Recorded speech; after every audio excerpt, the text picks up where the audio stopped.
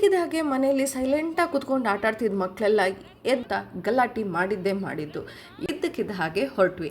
ಅದರಲ್ಲೂ ನಮ್ಮ ಮೈಸೂರಲ್ಲಿ ಅಲ್ಲೆಲ್ಲಿಂದನೋ ಬಂದು ನಮ್ಮ ಮೈಸೂರಲ್ಲಿರುವಂಥ ಟೂರಿಸ್ಟ್ ಸ್ಪಾಟ್ಸ್ಗಳನ್ನ ನೋಡಿ ಕೊಂಡಾಡಿರೋರು ಸಾಕಷ್ಟು ಜನ ಇನ್ನೂ ಬರ್ತಾನೇ ಇದ್ದಾರೆ ಅಂತಲೇ ಹೇಳಬಹುದು.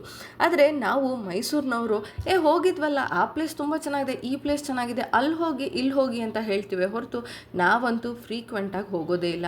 ಒಂದು 10 ವರ್ಷ 15 ವರ್ಷ ಕೆಲವೊಂದು ಸತಿ 20 ವರ್ಷ ಕಳೆದಿದ್ರೂ ಹೋಗಿರೋಲ್ಲ. ಇಂಥದೇ ಒಂದು ಎಕ್ಸ್ಪೀರಿಯನ್ಸ್ನ ನಾನಿವತ್ತು ನನ್ನ ಕೃತಿಕ ಕುಟೀರ ಯೂಟ್ಯೂಬ್ ಚಾನಲ್ನಲ್ಲಿ ನಿಮ್ಮ ಜೊತೆ ಶೇರ್ ಮಾಡ್ಕೋತಾ ಇದ್ದೀನಿ. ಎಲ್ಲ ಪುಟಾಣಿಗಳು ಸೇರಿದ್ರು. ಸೊ ಹಾಗಾಗಿ ಆನ್ ಡಿಮಾಂಡ್ ನಮ್ಮ ಮೈಸೂರಲ್ಲಿ ಮಕ್ಕಳಿದ್ದಾರೆ ಅಂತಂದರೆ ಹೋಗಲೇಬೇಕಾದಂಥ ಪ್ಲೇಸು ಝೂ. ಯಾರು ತಾನೇ ಇಷ್ಟಪಡಲ್ಲ ಹೇಳಿ. ಸೊ ಇಲ್ಲಾಂದ್ರೂ ಒಂದು 10ರಿಂದ 12 ವರ್ಷ ಆಗಿತ್ತು ಮೈಸೂರು ಝೂಗೆ ಹೋಗಿ. ಸೊ ಮಕ್ಕಳ ಡಿಮಾಂಡಿಂದಾಗಿ ನಮ್ಮ ಮೈಸೂರಿನ ಹೆಸರ ಅಂತ ಮೈಸೂರಿನ ಮೃಗಾಲಯಕ್ಕೆ ಮಕ್ಕಳ ಜೊತೆ ನಾವು ಮಕ್ಕಳಾಗಿ ಎಂಟ್ರಿ ಕೊಟ್ವಿ. ನಿಜವಾಗ್ಲೂ ಈ ಒಂದು ವಿಡಿಯೋ ಮಾಡೋ ಪ್ಲ್ಯಾನೇ ಇರಲಿಲ್ಲ, ಯಾಕಂದರೆ ನಾವು ಮುಂಚೆನೇ ಝೂ ಹೋಗಿದ್ವಲ್ಲ, ಇದರಲ್ಲಿ ಏನಿದೆ ಹೊಸತನ ಅಂತ ಅಂದ್ಕೊಂಡು ಮೈಂಡ್ ಸೆಟ್ಟಲ್ಲಿದೆ.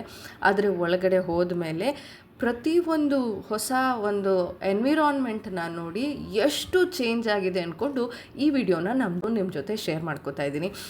ಹೋಪ್ ಈ ವಿಡಿಯೋ ನಿಮ್ಗೆ ಇಷ್ಟ ಆಗುತ್ತೆ ಅಂತ ಭಾವಿಸ್ತೀನಿ. ಸೊ ಕೃತಿಕ ಕುಟೀರ ಯೂಟ್ಯೂಬ್ ಚಾನಲ್ನ ಮೂಲಕ ಫಸ್ಟ್ ಟೈಮ್ ನನ್ನ ವೀಡಿಯೋಸ್ಗಳನ್ನ ನೋಡ್ತಾ ಇದ್ದರೆ ಪ್ಲೀಸ್ ಲೈಕ್ ಮಾಡಿ, ಅದೊಂದು ನನಗೆ ಪ್ರೋತ್ಸಾಹ. ಹಾಗೆ ವೀಡಿಯೋಸ್ಗಳು ಶೇರ್ ಮಾಡೋದು ಮಾತ್ರ ಮರಿಬೇಡಿ ಅಂತ ಹೇಳ್ತಾ, ಸೊ ಈ ವಿಡಿಯೋ ಮಾಡೋ ಪ್ಲ್ಯಾನ್ ಖಂಡಿತ ಇರಲಿಲ್ಲ. ಅಲ್ಲಿಗೆ ಹೋಗಿ ಪ್ರತಿಯೊಂದು ಚೇಂಜಸ್ನ ನೋಡಿದ ಮೇಲೆ ಈ ವಿಡಿಯೋ ಮಾಡಬೇಕು ಅನ್ನಿಸ್ತು. ಸೊ ಹಾಗಾಗಿ ಈ ವಿಡಿಯೋನ ನಾನು ಮಾಡ್ತಾಯಿದ್ದೀನಿ. ಈಗ ಎಂಟ್ರೆನ್ಸು ಪಾರ್ಕಿಂಗಲ್ಲಿ ಗಾಡಿ ಪಾರ್ಕ್ ಮಾಡಿ ಪಾರ್ಕಿಂಗ್ ಕಡೆಯಿಂದನೇ ಎಂಟ್ರೆನ್ಸ್ ಕೊಟ್ಟಿದ್ದಾರೆ.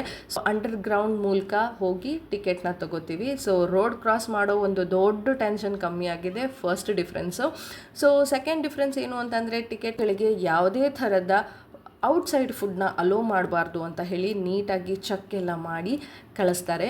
ಸೊ ಆ ಒಳಗಡೆ ಎಂಟ್ರಿ ಆಗ್ತಿದ್ದ ಹಾಗೇ ತುಂಬ ಚೆನ್ನಾಗಿರೋವಂಥ ಒಂದು ಎನ್ವಿರಾನ್ಮೆಂಟ್ ಸಿಗುತ್ತೆ. ಅದರಲ್ಲೂ ನಾವು ಹೋಗಿದ್ದು ಒಂದು ಪೋಸ್ಟ್ ನೂನ್ ಆಗಿದ್ದರಿಂದ ವೆದರ್ ಅಂತೂ ತುಂಬ ಚೆನ್ನಾಗಿತ್ತು. ಪಕ್ಷಿಗಳ ಕಲರವ ತುಂಬ ಚೆನ್ನಾಗಿ ಕೇಳಿಸ್ತಾ ಇತ್ತು. ಬಹುಶಃ ಬೆಳಿಗ್ಗೆ ಹೋಗಿದ್ರೆ ಬಿಸಿಲು ಜಾಸ್ತಿ ಇರ್ತಿತ್ತೋ ಏನೋ, ಬಟ್ ಮಧ್ಯಾಹ್ನ ಹೋಗಿದ್ರಿಂದ ಸ್ವಲ್ಪ ಮೋಡ ಇತ್ತು, ತಣ್ಣನೆ ಗಾಳಿ ಇತ್ತು, ಪಕ್ಷಿಗಳ ಸೌಂಡು ತುಂಬ ಚೆನ್ನಾಗಿ ಕೇಳಿಸ್ತಾ ಇತ್ತು. ಸೊ ಸಾಕಷ್ಟು ಪ್ರಾಣಿಗಳ ತುಂಟಾಟಗಳನ್ನ ನೋಡುವಂಥ ಅವಕಾಶ ನಮಗೆ ಸಿಕ್ತು. ಸೊ ನಾನು ಹೇಳೋದಕ್ಕಿಂತ ಹೇಗಿತ್ತು ನಮ್ಮ ಜರ್ನಿ ನೀವೇ ನೋಡಿ.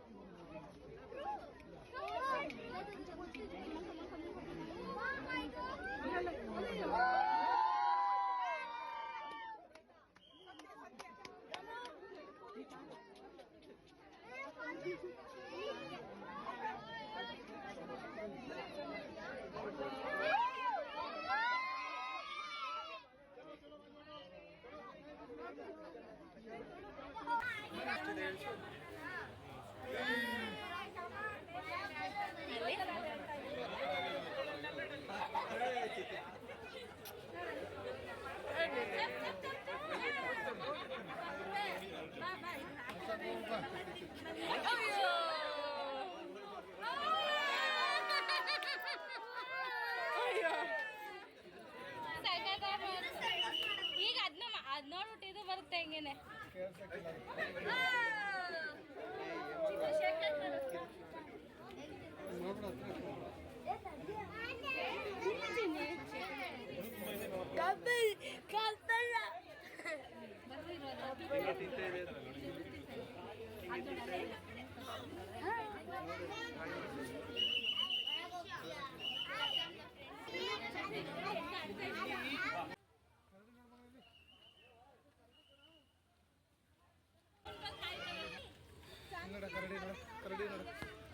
ಕರಡಿ ನೋಡ.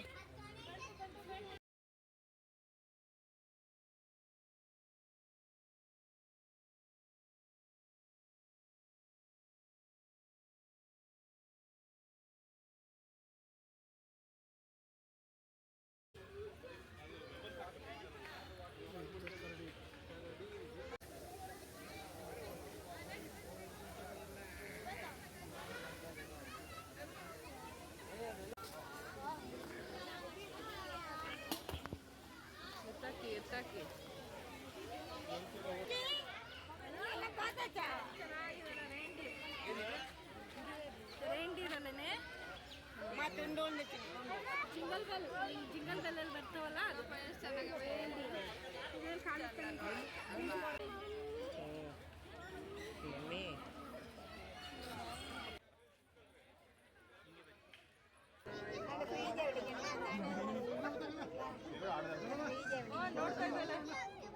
ಅಯ್ಯೋ ನಾರ್ದು ಎಷ್ಟು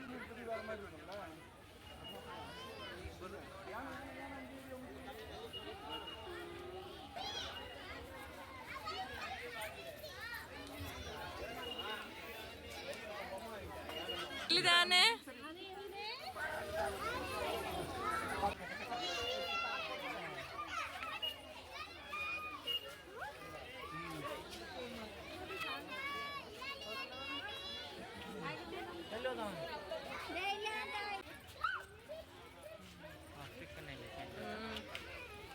ವಯಸ್ಸಾಗಿದೆ ಅನ್ಸುತ್ತೆ.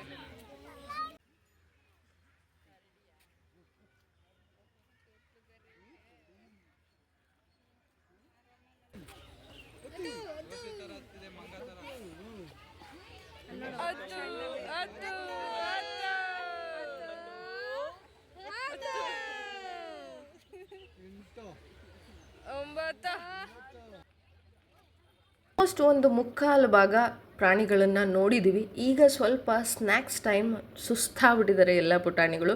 ಸೊ ಲೈಟಾಗಿ ಸ್ನ್ಯಾಕ್ಸ್ನ ತಿಂದು ಕಂಟಿನ್ಯೂ ಮಾಡ್ತೀವಿ. ಒಂದಷ್ಟು ಲಿಸಾರ್ಡ್ಸ್ಗಳು ನೋಡೋದು ಬಾಕಿ ಇದೆ. ಆ್ಯಂಡ್ ಮೋಸ್ಟ್ ಫೇವ್ರೆಟ್ ಜಿರಾಫೆ ಎಷ್ಟು ಎತ್ತರಕ್ಕೆ ಓಡಾಡುತ್ತೆ, ಅದನ್ನು ನೋಡಿದ್ರೇ ಕಂಪ್ಲೀಟ್ ಆಗೋದು ಝೂ ಜರ್ನಿ ಅಂತ ಹೇಳ್ತಾ ಬನ್ನಿ ಸ್ವಲ್ಪ ಸ್ನ್ಯಾಕ್ಸ್ನ ತಿನ್ಕೊಂಡು ಕಂಟಿನ್ಯೂ ಮಾಡೋಣ.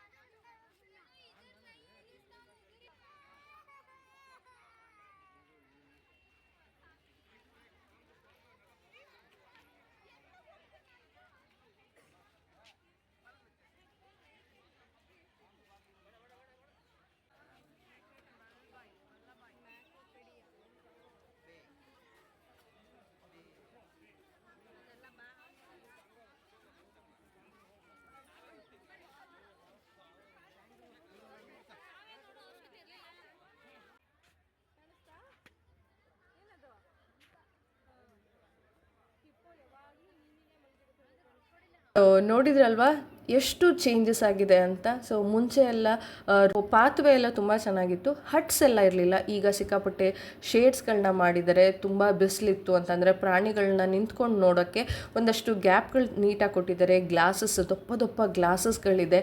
ಅದ್ರ ಮೇಲೆ ಲೀನ್ ಆಗಬಾರ್ದು ಅಂತ ಹೇಳಿ ಪೈಪ್ಸ್ಗಳನ್ನ, ವಯರ್ಗಳನ್ನ, ದಾರಗಳನ್ನೆಲ್ಲ ಕಟ್ಟಿದ್ದಾರೆ. ಹಾಗೆ ಒಂದು ಕಡೆಯಿಂದ ಒಂದು ಕಡೆಗೆ ಹೋಗಬೇಕಾದ್ರೆ ಮುಂಚೆ ಒಂದು ಬೋರ್ಡ್ಗಳಿರ್ತಿತ್ತು, ಸೈನ್ ಬೋರ್ಡು. ಬಟ್ ಈಗ ಇನ್ನೂ ಸ್ವಲ್ಪ ಈಸಿ ಆಗಲಿ ಅಂತ ಡಿಫ್ರೆಂಟ್ ಆಗಿರುವಂತಹ ಸೈನ್ ಬೋರ್ಡ್ಸ್ಗಳೆಲ್ಲ ಹಾಕಿದ್ದಾರೆ. ಈ ಎಲ್ಲ ಡಿಫ್ರೆನ್ಸಸ್ನ ನೋಡಿ ನನಗಂತೂ ಸಿಕ್ಕಾಪಟ್ಟೆ ಖುಷಿ ಕೊಡ್ತು.